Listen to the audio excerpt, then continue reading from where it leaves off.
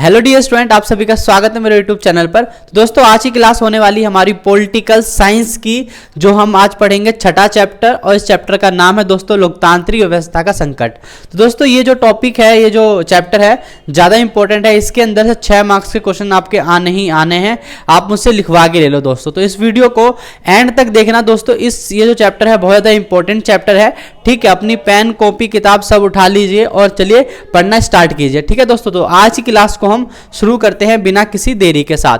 तो दोस्तों हमारा पहला टॉपिक है गुजरात आंदोलन, ठीक है। तो देखो गुजरात आंदोलन क्या था। देखिए गुजरात आंदोलन का उल्लेख कीजिए। देखिए शुरुआत पहले देखेंगे, जनवरी 1974 में गुजरात के छात्रों ने बढ़ती कीमतों, खदान, खाद्य तेल और अन्य आवश्यक वस्तुओं के बढ़ते दामों और उच्च पदों पर जारी भ्रष्टाचार के खिलाफ आंदोलन शुरू किया था। तो दोस्तों ये जो गुजरात आंदोलन था ये एक स्टूडेंट आंदोलन था। इसके अंदर बढ़ती महंगाई, खाद्य, इन्फ्लेशन, इन सभी चीज़ों के कारण क्या हुआ था, आंदोलन छिड़ गया था। देखिए राजनीतिक समर्थन, इस आंदोलन में कई बड़ी राजनीतिक पार्टियां शामिल हुई, जिनमें कांग्रेस ओ के नेता मोरारजी देसाई थे। देखिए विकराल रूप, इस आंदोलन ने बहुत बड़ा रूप धारण किया और गुजरात में राष्ट्रपति शासन लागू किया गया। विपक्षी दलों ने राज्य की विधानसभा के लिए चुनाव की मांग करी। अगला पॉइंट है मोरारजी देसाई का योगदान। देखिए दोस्तों इसमें क्या है, मोरारजी देसाई का क्या योगदान रहा गुजरात आंदोलन में। मोरारजी देसाई ने चुनाव न कराए जाने पर अनिश्चितकालीन भूख हड़ताल करने की धमकी दे दी दोस्तों। तो क्या था ये गुजरात आंदोलन था, बढ़ती महंगाई, भ्रष्टाचारी, इन सब के खिलाफ क्या स्टूडेंटों ने ये आंदोलन किया था, जिसके अंदर मुख्य भूमिका मोरारजी देसाई ने निभाई थी। देखिए चुनाव परिणाम, तो जून 1975 में गुजरात विधानसभा चुनाव हुए, जिसमें कांग्रेस बुरी तरह से हार गई, ठीक है दोस्तों। तो ये गुजरात आंदोलन क्या था दोस्तों, मुख्य तौर पर ये एक स्टूडेंट आंदोलन था। इसकी शुरुआत कब हुई थी, तो जनवरी 1974 को हुई थी। एक छात्र आंदोलन था। ये क्यों हुई थी दोस्तों, खाद्यान्न, तेल और अन्य आवश्यक चीज़ों की जो रेट बढ़ रहा था उसके खिलाफ और भ्रष्टाचार के खिलाफ ये आंदोलन हुआ था। इसमें जो मुख्य नेता रहे कौन रहे, मोरारजी देसाई रहे, ठीक है। चलिए नेक्स्ट टॉपिक पर चलते हैं। देखिए नेक्स्ट टॉपिक है हमारा बिहार आंदोलन दोस्तों, बिहार आंदोलन, ठीक है। नेक्स्ट टॉपिक क्या है हमारा, बिहार आंदोलन है। ये भी इंपॉर्टेंट क्वेश्चन है, जरा ध्यान दीजिए इस पे। शुरुआत कब हुई इस आंदोलन की, तो मार्च 1974 में हुआ। गुजरात वाला भी 74 में हुआ था, ठीक है। ये हुआ मार्च 1974 में। बिहार के छात्रों ने बढ़ती कीमतों, खाद्यान्न की कमी, बेरोजगारी और भ्रष्टाचार के खिलाफ आंदोलन शुरू कर दिया। गुजरात आंदोलन और बिहार आंदोलन सेम ही था, छात्र आंदोलन हुए हैं, देख लो एक ही जैसी इसमें भी समस्या है। जेपी का आह्वान, देखिए छात्रों ने जेपी जयप्रकाश नारायण, जिन्हें हम कहते हैं, को आंदोलन की अगुवाई के लिए बुलावा भेजा था, ठीक है। जेपी ने यह शर्त रखी कि आंदोलन शांतिपूर्ण रहेगा और यह बिहार तक सीमित नहीं रहेगा। मतलब जयप्रकाश नारायण ने कहा था कि जो ये हमारा जो आंदोलन होने वाला है बिहार आंदोलन, ये केवल कुछ सीमा तक नहीं रहेगा, बल्कि ये पूरे भारत के अंदर फैलना चाहिए और इसमें हिंसा जो होती है वो नहीं करेंगे, ठीक है। अगला है राजनीतिक रूप। देखिए आंदोलन ने धीरे धीरे राजनीतिक रूप ले लिया और इसमें हर वर्ग के लोग जुड़ने लगे, ठीक है। जेपी का आह्वान, देखिए जेपी ने सॉरी दोस्तों, जेपी ने समाज, राजनीति और आर्थिक क्षेत्र में संपूर्ण क्रांति का आह्वान कर दिया। किसमें दोस्तों, देखिए जेपी ने समाज, राजनीतिक, आर्थिक क्षेत्र में संपूर्ण क्रांति का आह्वान किया, ताकि सच्चे लोकतंत्र की स्थापना हो सके और बिहार सरकार को बर्खास्त किया जाए, ठीक है। थोड़ा गला खराब हो रखा है, देखिए। तो यही था दोस्तों बिहार आंदोलन। तो इसमें मुख्य चेहरा कौन बनकर है, जयप्रकाश नारायण रहे। ये भी एक स्टूडेंट आंदोलन था जो कि मार्च 1974 को चलाया गया था, ठीक है। नेक्स्ट चलते हैं। देखिए दोस्तों मैं जो आपको पढ़ा रहा हूँ, ये सारे जो टॉपिक हैं ये बहुत ज़्यादा इंपॉर्टेंट है और मैं 100% गारंटी के साथ कह रहा हूँ कि आपके एग्जाम में जरूर आपको टकरा जाएंगे। तो इसलिए दोस्तों वीडियो को स्किप नहीं करनी है, वीडियो को लास्ट तक देखना है, ठीक है। जरा ध्यान दीजिए। अब देखो नक्सलवादी आंदोलन की शुरुआत, देखिए 1967 में पश्चिम बंगाल के दार्जिलिंग जिले के नक्सलवाड़ी पुलिस थाना क्षेत्र से हुआ और किसी किसान विद्रोह शुरू हुआ। यह आंदोलन मार्क्सवादी कम्युनिस्ट पार्टी मकप्पा द्वारा नेतृत्व में था। तो ये नक्सलवादी, ठीक है दोस्तों, कहाँ पे हुआ था, ये नक्सलवाड़ी पुलिस थाना के क्षेत्र से यह किसान विद्रोह हुआ था और इसका समर्थन कौन कर रहा था, मार्क्सवादी कम्युनिस्ट पार्टी मकप्पा, ठीक है। आगे विस्तार, देखिए यह आंदोलन भारत के अन्य राज्यों में फैल गया। 1969 में नक्सलवादी CPIM से अलग हो गए और CPI मार्क्सवादी लेनिनवादी पार्टी बनाई। ठीक है, तो ये विस्तार हुआ पूरे राज्य, मतलब भारत के अनेक राज्यों में भी नक्सलवादी आंदोलन जो है वो फैलने लग गया। देखिए फिर गोरिल्ला युद्ध क्या होता है, नक्सलवादियों ने गोरिल्ला युद्ध की और की नीति अपनाई। दोस्तों वैसे गोरिल्ला युद्ध होता क्या है, एक तरीके से जंगलों में छुप छुप के जो मारते हैं ना, उसी को हम कहते हैं गोरिल्ला युद्ध। ठीक है, अब देखिए इनकी मांग क्या थी नक्सलवादियों की, देखिए ध्यान से देखिए, जमीन का वितरण। नक्सलवादी आंदोलन ने धनी भूमिहीनों से जमीन छीनकर गरीब और भूमिहीनों को दी। ठीक है, आगे हिंसक साधनों का प्रयोग। आंदोलन ने अपने राजनीतिक लक्ष्य को हासिल करने के लिए क्या करा, हिंसक साधनों का प्रयोग किया। हिंसक साधन मतलब क्या, जैसे बंदूक हो गए, गन हो गए, ठीक है, बारूद हो गए, सारी चीज़ों का उन्होंने, जो ये नक्सलवादी आंदोलन था ये हिंसात्मक आंदोलन था एक तरीके से। ठीक है, इसके अंदर हिंसा को अधिक मतलब जोर पड़ा था इस पर। ठीक है, तो दोस्तों क्या था ये हमारा नक्सलवादी आंदोलन क्या है और इसकी मांगे बताइए। ठीक है, आगे चलते हैं।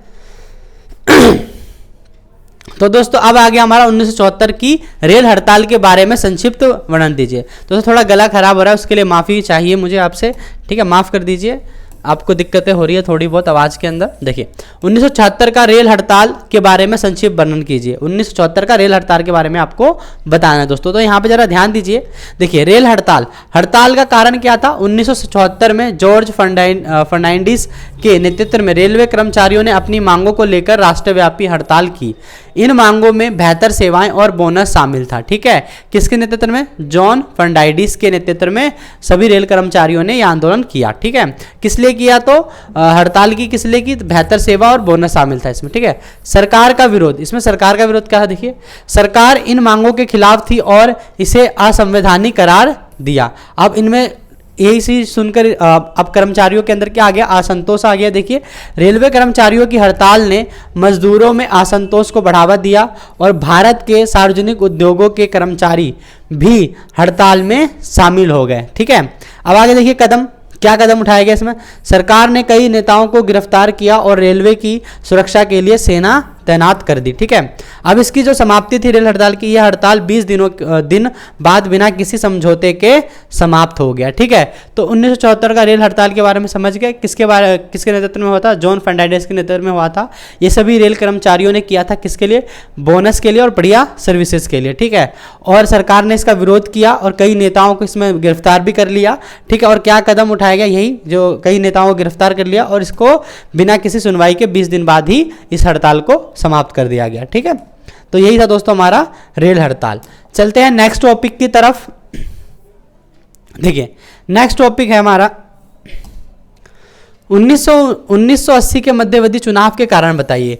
कि देखिए 1980 में जो मध्यावधि चुनाव हुए थे, बार चुनाव हो रहे थे, जो सरकार टिक नहीं पा रही थी, किन कारणों से हुआ था, जरा ध्यान दीजिए। अब देखिए जनता पार्टी का गठन और आपातकाल का विरोध। ठीक है, 1980 के जो मध्यावधि चुनाव हुए थे वो क्यों हुए थे, इसमें पहला पॉइंट है जनता पार्टी का गठन और आपातकाल का विरोध। तो जरा ध्यान दीजिए, 1977 में जयप्रकाश नारायण के नेतृत्व में जनता पार्टी ने विभिन्न दलों और विचारधाराओं को एकजुट किया। अधिकांश नेता आपातकाल के दौरान जेल में थे और चुनाव इंदिरा गांधी के खिलाफ लड़े, जिससे पार्टी को जीत मिली। मतलब आपातकाल के दौरान क्या था, सभी नेताएं जेल में थे, तो वो बाहर निकलने के बाद सब एकजुट हो गए और उन्होंने जनता पार्टी बनाई। और जनता पार्टी का नेतृत्व कौन कर रहा था, जयप्रकाश नारायण कर रहा था, और इस चुनाव में क्या था, ये जीत गए थे। ठीक है, आगे देखिए नेतृत्व और संघर्ष। देखिए चुनाव जीतने के बाद जयप्रकाश नारायण को दरकिनार कर दिया, मतलब जिसने पार्टी बनाई उसी को ही अनदेखा कर दिया। और मोरारजी देसाई, चौधरी चरण सिंह और बाबू जगजीवन राम के बीच प्रधानमंत्री पद को लेकर संघर्ष हुआ, जिसके कारण पार्टी में अस्थिरता आ गया। मतलब पार्टी के अंदर ही क्या आ गई, अस्थिरता, क्योंकि पार्टी के अंदर के लोगों के ही अंदर प्रधानमंत्री बनने की लालसा उमड़ आई। आगे देखिए मोरारजी देसाई की सरकार का असफल कार्य। देखिए मोरारजी देसाई की सरकार में कोई ठोस कार्यक्रम नहीं था। ठीक है, प्रधानमंत्री बनने के लालसा रखने वाले नेताओं के कारण सरकार सिर्फ 18 महीने में ही गिर गई। मतलब अब आपस में ये लोग क्या कर रहे थे, कुछ भी काम करके दे नहीं रहे थे जनता को, ना तो इनके पास कुछ काम काज था करने के लिए, जिसके कारण क्या हुआ, आपस में ही इनकी सरकार क्या लगी, गिरने लग गई। ठीक है, नेक्स्ट पॉइंट पर चलते हैं। देखिए जनता पार्टी का असंगठित नेतृत्व। देखिए जनता पार्टी का असंगठित नेतृत्व, जनता पार्टी का गठन जल्दी से हुआ था, जल्दीबाजी में हुआ था, और पार्टी के पास ना कोई स्पष्ट विदेश नीति थी और ना कोई विशेष कार्यक्रम। अधिकांश समय पार्टी के भीतर नेतृत्व की जद्दोजहद में निकल गया। मतलब क्या है कि पार्टी के अंदर ही क्या लड़ाई चलती थी आपस में ही प्रधानमंत्री बनने के लिए, तो वही सारा समय बर्बाद हो गया वहीं पे। देखिए आगे, चौधरी चरण सिंह की अस्थिर सरकार। देखिए चौधरी चरण सिंह ने प्रधानमंत्री बनने के लिए कांग्रेस के साथ क्या करा, समर्थन किया। ठीक है, कांग्रेस का समर्थन लिया और अपनी सरकार बनाई, लेकिन यह सरकार केवल 4 महीने तक ही चली दोस्तों। ठीक है, अब उसके बाद देखिए कांग्रेस का समर्थन वापसी लेना। कांग्रेस ने चौधरी चरण सिंह का जो समर्थन था वो वापस ले लिया और जनता पार्टी में फूट डाल दी और 4 महीने के बाद समर्थन वापस ले लिया, जिससे यह साबित हुआ कि अस्थायी सरकार जनहित में प्रभावी नहीं हो सकती। और नतीजा क्या निकला दोस्तों इसका, कि इस अस्थिरता और विफलताओं के कारण 1980 में मध्यावधि चुनाव हुए। मतलब इन कारणों की वजह से क्या हो गया, मध्यावधि चुनाव कराने पड़े, क्योंकि इनकी सरकार में ही अपनी अंदरूनी ही कमजोरी थी। आपस में ही ये लोग प्रधानमंत्री पद के लिए लड़ रहे थे, चौधरी चरण सिंह, बाबू जगजीवन राम, मोरारजी देसाई। ठीक है, तो ये सारे, तो यही क्वेश्चन है दोस्तों, important, most favourite important question है ये। ठीक है, सीबीएसई वालों को, तो आपको इसको इंपॉर्टेंट लिखना है और इसको याद भी करना है। ठीक है, चलिए आगे चलते हैं नेक्स्ट टॉपिक पे। देखिए नेक्स्ट टॉपिक क्या है हमारा नेक्स्ट टॉपिक क्या है दोस्तों, 1977 के चुनाव के बाद पहली दफा केंद्र में विपक्षी दल की सरकार बनी, ऐसा किन कारणों से संबंध हुआ। मतलब कि 1977 का जो चुनाव था उसके अंदर पहली बार विपक्षी सरकार बनी, मतलब भाजपा की सरकार बनी, यानी भारतीय जनता पार्टी की सरकार बनी। ऐसा किन कारणों से हुआ, तो आओ दोस्तों देखते हैं। निम्नलिखित कारण थे इसके। पहले देखो 1977 में पहली बार केंद्र में विपक्षी दल की सरकार बनी, जिसका मुख्य कारण कांग्रेस सरकार द्वारा 1975 में लागू आपातकाल था। ठीक है, तो मुख्य कारण देखिए, पहले तो आपातकाल का घोषणा 1975 में। देखिए प्रेस पर सेंसरशिप लगा दी थी। ठीक है, प्रेस पर सेंसरशिप का मतलब क्या होता है दोस्तों, कि प्रेस पर पाबंदी लगा दी थी। अब वो कोई अखबार या कुछ भी वो छाप या बोल नहीं सकते सरकार के खिलाफ। देखो लोगों की गिरफ्तारी और लोकतांत्रिक अधिकारों का हनन किया गया। ठीक है, इससे जनता में असंतोष हुआ, इसलिए जनता ने क्या करा, इनको वोट देने की जगह जनता पार्टी को वोट दिया। अब देखिए आगे, जबरन नसबंदी क्या की गई दोस्तों, उसी समय आपातकाल के दौरान जबरन नसबंदी कर गई, लोगों को पकड़ कर। ठीक है, आपातकाल के दौरान हजारों लोगों को नसबंदी के कारण मजबूर किया गया, जिससे गरीबों में गुस्सा फैला। क्या फैला दोस्तों, गरीबों में गुस्सा फैला गया, क्योंकि वो जबरन नसबंदी कर रहे थे सरकार। आगे देखिए, निवारक नजरबंदी कानून। निवारक नजरबंदी कानून क्या होता है दोस्तों, जिसके अंदर किसी को शक की निगाह पर या फिर ऐसा है कि वो कोई अपराध करेगा उससे पहले इसको पकड़ लेते हैं। देखिए लोगों को बिना आरोप के गिरफ्तार किया गया और कई बार यातनाएं दी गई। ठीक है, तो ये सारे कारण थे। एक और पॉइंट होगा, नीचे देखते हैं, अभी हैं काफी पॉइंट है। देखिए विपक्षी नेताओं की गिरफ्तारी। देखिए 676 विपक्षी नेताओं को जेल में डालने से सभी दल एकजुट हुए और इंदिरा गांधी के खिलाफ क्या करे दोस्तों, आंदोलन कर दिया। ठीक है, अगला पॉइंट, जनता के खिलाफ वादे और बढ़ती महंगाई। देखिए सरकार ने कई वादे किए थे जो पूरे नहीं हुए और महंगाई बढ़ी। ठीक है, अगला है बाबू जगजीवन राम का कांग्रेस छोड़ना। देखिए उन्होंने कांग्रेस फॉर डेमोक्रेसी पार्टी बनाई, जिससे कांग्रेस कमजोर हुई और इन कारणों से 1970 विपक्षी दलों को जीत मिली और पहली बार केंद्र में उनकी सरकार बनी। ठीक है दोस्तों, तो ये चैप्टर जो है टोटल मिला के मैं कह रहा हूं आपसे बार बार कि चैप्टर बहुत इंपॉर्टेंट है, इसमें पक्का एक 6 मार्क्स का क्वेश्चन आएगा। आपको नोट करना है, अच्छे से पढ़ना दोस्तों ये चैप्टर। ठीक है, तो बढ़िया तरीके से लगा लो, 2 बार देखो, 3 बार देखो, जितने मर्जी बार देखो वीडियो, लेकिन आपको ये सारे क्वेश्चन लगाने हैं दोस्तों। ठीक है, तो देखिए पहले बात क्या है कि 1970 के चुनाव में पहली बार विपक्षी पार्टी कैसे जीती, तो इन सब कारणों से आपातकाल की घोषणा, जबरन नसबंदी, ठीक है, निवारक नजरबंदी कानून, विपक्षी नेताओं की गिरफ्तारी, जनता के खिलाफ वादे और बढ़ती महंगाई, बाबू जगजीवन राम का कांग्रेस को छोड़ना। तो इन सभी कारणों की वजह से क्या था, कांग्रेस पार्टी हार गई और जनता पार्टी जीत गई। चलिए बहुत बढ़िया। अब देखिए अगला जो हमारा टॉपिक है दोस्तों, अगला टॉपिक हमारा 1975 में राष्ट्रीय आपातकाल लगाते समय क्या सरकार ने क्या कारण बताया था इसके। ठीक है, तो जरा ध्यान दीजिए, 1975 में आपातकाल की घोषणा के समय सरकार ने निम्नलिखित कारण बताए। देखिए पहला क्या, संविधान के अनुच्छेद 352 का प्रयोग कर सरकार ने आपातकाल को लागू करने के लिए आंतरिक गड़बड़ी का हवाला दिया कि भाई कहीं ना कहीं आंतरिक गड़बड़ी चल रही है, जिसके कारण उन्होंने आपातकाल को लगाया। अब देखिए धरने और प्रदर्शन का विरोध। इंदिरा गांधी का मानना था कि इनके लोकतंत्र में मतलब इनसे लोकतंत्र में अस्थिरता उत्पन्न होती है जो विकास में बाधा डालती है। मतलब इन्होंने क्या कहा, धरने और प्रदर्शनों का विरोध किया और इसी कारण भी इन्होंने क्या कर दिया, बताया कि ये सब चीजें लोकतंत्र की राह में बाधा डालते हैं, जिससे इन्होंने क्या कर दिया, आपातकाल लगा दिया। ठीक है, अगला पॉइंट देखिए दोस्तों, प्रगतिशील ताकतों का विरोध। देखिए इंदिरा गांधी ने शाह आयोग को बताया कि कुछ ताकतें उनकी सत्ता को गैर संवैधानिक तरीके से चुनौती दे रही है, इसलिए भी उन्होंने क्या कर दिया, आपातकाल लगाया। अंतर्राष्ट्रीय साजिश का आरोप। देखिए सीपीआई ने आरोप लगाया कि भारत की एकता के खिलाफ अंतर्राष्ट्रीय साजिश चल रही है, जिसे रोकने के लिए आपातकाल जरूरी था। तो दोस्तों आपातकाल लगाते समय किन किन कारणों का हवाला दिया कांग्रेस पार्टी ने? तो पहले तो उन्होंने संविधान के अनुच्छेद 352 का प्रयोग किया, धरने और प्रदर्शनों का विरोध करते हुए प्रगतिशील ताकतों का विरोध किया, अंतर्राष्ट्रीय साजिश का आरोप। तो ये 4 पॉइंट थे जिससे हम कह सकते हैं कि आपातकाल लगाने के ये सारे कारण दिए गए थे। ठीक है, आगे चलते हैं। देखिए अगला क्वेश्चन है दोस्तों हमारा, शाह आयोग की कमेटी जो बैठाई थी वो क्यों बैठाई थी? देखो जनता पार्टी 1970 में शाह आयोग को नियुक्त किया था। इस आयोग की नियुक्ति क्यों की गई थी और इसने क्या निष्कर्ष निकाला? दोस्तों देखिए जनता पार्टी की सरकार ने 1970 में शाह आयोग की नियुक्ति की थी। इस आयोग का गठन 1975 में लागू किए गए आपातकाल के दौरान किए गए दुरुपयोग, अत्याचार और कदाचार की जांच के लिए किया गया था। भूतपूर्व मुख्य न्यायाधीश जे.सी. शाह की अध्यक्षता में यह आयोग गठित हुआ था और इसका मुख्य उद्देश्य क्या था दोस्तों? आपातकाल के दौरान उठाए गए कदमों की वैधता और शोषण की जांच करना था। शाह आयोग ने कई सवालों के जवाब इंदिरा गांधी से पूछे और साक्ष्यों की जांच की। आयोग ने अपनी रिपोर्ट में निम्नलिखित निष्कर्ष दिए। तो दोस्तों ये शाह आयोग जनता पार्टी ने रखा था और इसमें क्या था कि जो आपातकाल लगाया गया था उसके कारण पूछे गए थे। ठीक है, उसी की जांच करने के लिए शाह आयोग या शाह कमेटी को बैठाया गया था। अब जरा ध्यान दीजिए इसमें क्या मुख्य क्वेश्चन पूछे गए थे, तो जरा ध्यान दीजिए। देखिए पहला क्वेश्चन था 676 नेताओं की जो गिरफ्तारी की गई थी। आपातकाल के दौरान 676 नेताओं की गिरफ्तारी की गई। ठीक है, निवारक नजरबंदी। देखिए 1,11,000 लोगों को निवारक नजरबंदी के तहत गिरफ्तार किया गया। ठीक है, प्रेस पर पाबंदियां लगा दी गई। ठीक है, प्रेस पर गैर कानूनी पाबंदियां लगाई गई और दिल्ली के बिजली आपूर्ति निगम को आदेश मिला कि प्रेस की बिजली काट दी जाए। बिजली आपूर्ति का निलंबन। देखिए प्रेस सेंसरशिप के लागू होने के बाद अखबारों की बिजली आपूर्ति 2 से 3 दिन बाद पूर्ण शुरू की गई। ठीक है, मतलब इसमें क्या था, प्रेस पर पाबंदी लगा दी ताकि सरकार के खिलाफ वो लोग कुछ छाप ना सके।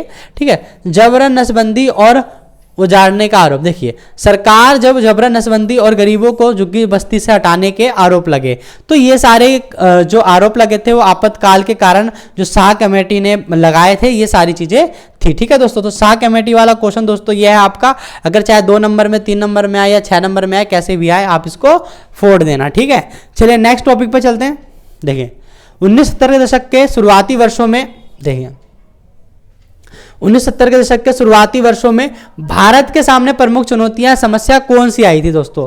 क्या बोला, 1970 के दशक में या शुरुआती वर्षों में भारत के सामने प्रमुख चुनौतियां, समस्या कौन कौन सी थी, ये बतानी है आपको। जरा ध्यान दीजिए, पहला क्या है, शरणार्थी संकट और युद्ध। देखिए दोस्तों 1971 में बांग्लादेश के 80 लाख शरणार्थी भारत में आए। आप लोगों को पता है, काफी टाइम से पढ़ रहे हो आप लोग। देखिए शरणार्थी भारत में आए और पाकिस्तान और भारत और पाकिस्तान युद्ध हुआ, जिससे अर्थव्यवस्था पर भारी दबाव पड़ा, क्योंकि जब युद्ध होता है तो उसमें काफी सारे नुकसान होता है, तो इसलिए भारतीय अर्थव्यवस्था पर काफी ज्यादा दबाव पड़ा। देखिए अगला, अंतर्राष्ट्रीय समर्थन का संकट। देखिए भारत पाक युद्ध के दौरान अमेरिका ने पाकिस्तान का समर्थन किया, जिसके बाद भारत ने यूएसएसआर के साथ सहयोग बढ़ाया। इसके परिणाम अमेरिका ने भारत को सहयोग देना बंद कर दिया। ठीक है, तो यहां पर एक चीज हुआ, अंतर्राष्ट्रीय समर्थन का संकट आ गया। तेल संकट। देखिए दोस्तों 1970 के दशक में तेल की कीमतों में भारी वृद्धि हुई। 1973 में तेल की कीमत में 23% और 1974 में 30% वृद्धि हुई, जिससे महंगाई और आर्थिक दबाव बढ़ा। ठीक है दोस्तों, तो ये कुछ कारण थे जिससे हम कह सकते हैं कि 1970 का जो दशक था वो मतलब ये सारी चुनौतीपूर्ण दशक था। ठीक है, अगला पॉइंट देखते हैं।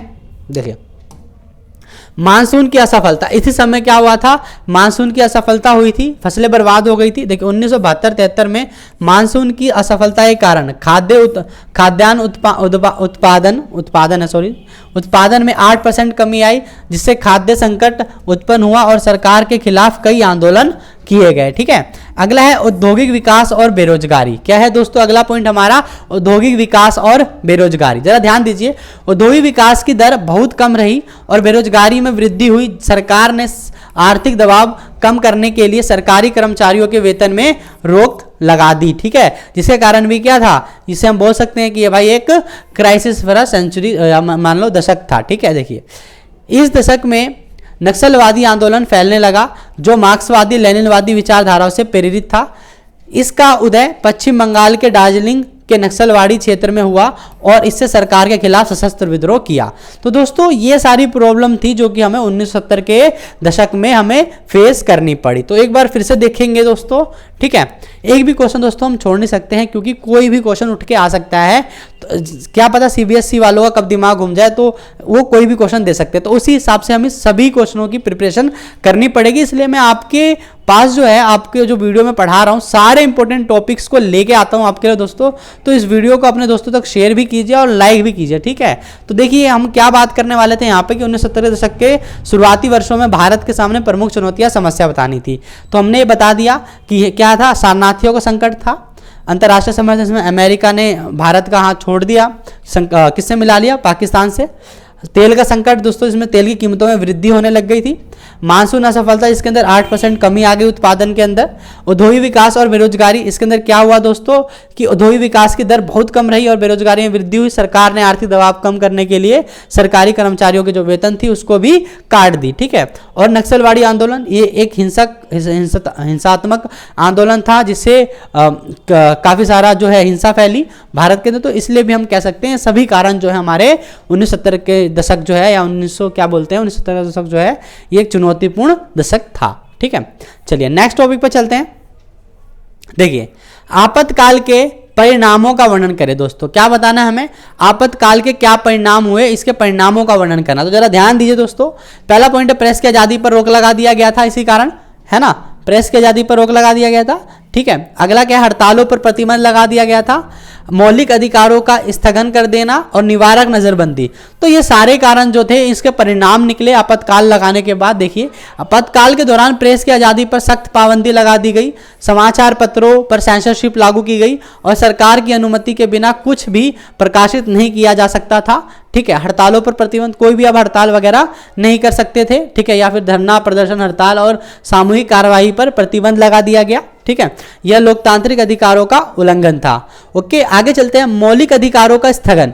तो दोस्तों मौलिक अधिकारों का स्थगन क्या था, देखिए सभी नागरिकों के जो मौलिक अधिकार थे उसको स्थगित कर दिया गया था। नागरिकों को न्यायपालिका में अपील करने की अब अधिकार नहीं रह गया था और बंदी प्रत्यक्षीकरण याचिका का प्रयोग भी नहीं किया जा सकता था। ठीक है दोस्तों, अब चलते हैं नेक्स्ट टॉपिक पे, नेक्स्ट पॉइंट पे। देखिए निवारक नजरबंदी, सरकार ने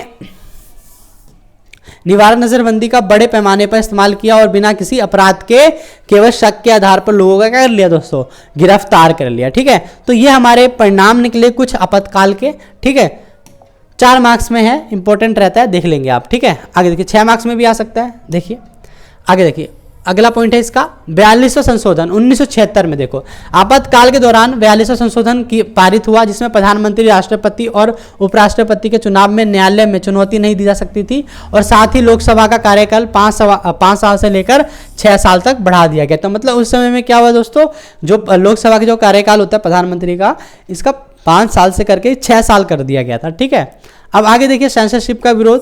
देखिए कई प्रमुख अखबारों जैसे इंडियन एक्सप्रेस और स्टेट्समैन ने सेंसरशिप का विरोध किया। लेखक जैसे शिवराम कारंत और फणीश्वर नाथ रेणु ने लोकतंत्र के दमन के खिलाफ अपने पुस्तक लौटा दी, मतलब अपने पुरस्कार लौटा दिए। ठीक है दोस्तों, तो ये सारे क्या निकले, परिणाम निकले हमारे 4 और 6 नंबर में इंपॉर्टेंट था। ठीक है, तो इसको भी आपको नोट करना है। आगे चलते हैं, आपातकाल के सबक का वर्णन कीजिए। अब दोस्तों अब आपातकाल से हमें क्या सबक मिलते हैं ये बताओ। पहले तो लोकतंत्र का कठिन त्याग। अब मतलब अब जो आपातकाल लगा इससे पता चल गया कि हमारे भारत से अब लोकतंत्र को विदा करना काफी ज्यादा मुश्किल हो गया है, अब नहीं होगी। ठीक है, देखिए और इसका इंदिरा गांधी को 1977 के चुनाव में क्या हुआ, परिणाम भुगतना पड़ा, हार का सामना करना पड़ा। आगे आंतरिक आपातकाल। देखिए, आंतरिक आपातकाल को केवल सशस्त्र विद्रोह की स्थिति में लागू करने का सुझाव दिया गया। इसके लिए मंत्रिपरिषद की सलाह पर राष्ट्रपति से अनुमति लेनी अनिवार्य होगी। मतलब कि आपातकाल लगाने के लिए भी सख्त कानून को है जो लागू करा गया। ठीक है, मौलिक अधिकारों की जागरूकता। अब लोगों में जब आपातकाल आया तो उसके बाद से लोग अपने मौलिक अधिकारों, अपने अधिकारों के लिए सचेत हो गए और जागरूक हो गए। ठीक है, न्यायपालिका और नागरिक संगठनों ने अब अधिकारों की रक्षा के लिए अधिक सक्रिय भूमिका निभाना शुरू कर दिया। तो दोस्तों ये सबक मिला हमें कुछ आपातकाल से। ठीक है, 2 नंबर में आ सकता है। आगे देखिए दोस्तों, अगला हमारा जो क्वेश्चन है, देखिए ध्यान से, आपातकाल जो है, आपातकाल के न्यायिक कारणों का वर्णन करना है। देखिए ध्यान से, आपातकाल के न्यायिक कारणों का वर्णन करना। देखिए, न्यायपालिका और कार्यपालिका के बीच तनाव रहता है। देखिए ध्यान से, कार्यपालिका ने मौलिक अधिकारों में कटौती करते हुए नीति निर्देशक तत्वों को लागू करने का प्रयास किया, जबकि न्यायपालिका मौलिक अधिकारों में किसी प्रकार की कमी के खिलाफ थी। ठीक है दोस्तों, ये था हमारा आपातकाल का एक न्यायिक कारण। ठीक है, आगे मुख्य न्यायाधीशों की नियुक्ति। देखिए, जब मुख्य न्यायाधीशों का पद खाली था तो सरकार ने परंपरा के खिलाफ जाकर न्यायमूर्ति A.N. रे को मुख्य न्यायाधीश नियुक्त कर दिया गया। इलाहाबाद उच्च न्यायालय का निर्णय। देखिए, 12 जून 1975 को इलाहाबाद उच्च न्यायालय ने इंदिरा गांधी के चुनाव को अवैध करार दिया और इंदिरा गांधी पर आरोप था कि उन्होंने सरकारी संसाधनों का गलत इस्तेमाल किया है। ठीक है, आगे देखिए, सर्वोच्च न्यायालय का निर्णय। देखिए, सर्वोच्च न्यायालय ने इंदिरा गांधी को सांसद बनने रहने की अनुमति दी, लेकिन उन्हें लोकसभा की कार्यवाही में भाग लेने की अनुमति नहीं दी जब तक वह पूर्ण चुनाव नहीं जीत जाती। तो दोस्तों ये आपातकाल के कुछ न्यायिक कारण थे। ठीक है, जो कि आपके एग्जाम के पॉइंट ऑफ व्यू से इंपॉर्टेंट है। मैं बार बार आपको ये कहता हूं क्योंकि दोस्तों जो भी मैं आपको पढ़ाता हूं वो केवल एग्जाम के पॉइंट ऑफ व्यू से ही होता है। आपका टाइम वेस्ट करने का मेरा कोई भी उद्देश्य नहीं रहता है दोस्तों। ठीक है, जितना हो सकता है एक वीडियो के अंदर ही मैं सभी क्वेश्चन को कवर करने की कोशिश करता हूं। ठीक है, वीडियो को छोटी से छोटी रखने की कोशिश करता हूं। ठीक है, अब जो है हमारा चैप्टर दोस्तों ये हमारा खत्म हो चुका है। ठीक है, अब इसके बाद जो है आगे आएगा चैप्टर, वो आएगा क्षेत्रीय आकांक्षा है दोस्तों। और वीडियो को सपोर्ट किया कीजिए, लाइक किया कीजिए और कमेंट भी दोस्तों कर दिया कीजिए। कैसा लगती है आपको वीडियो तो बता ही दिया कीजिए, और एक लाइक जो कि मेरे को आपसे चाहिए। ठीक है, लाइक करना है वीडियो को, बिना लाइक के कोई भी जाएगा नहीं। ठीक है, तो दोस्तों मिलते हैं अगले वीडियो में। जब तक के लिए सारे प्लेलिस्ट की जो लिंक है वो मैं अपने डिस्क्रिप्शन बॉक्स में दे दूंगा। ठीक है दोस्तों, पढ़ते रहिए और हमें क्या करना है, 90+ करना है इस बार के एग्जाम में। ठीक है दोस्तों।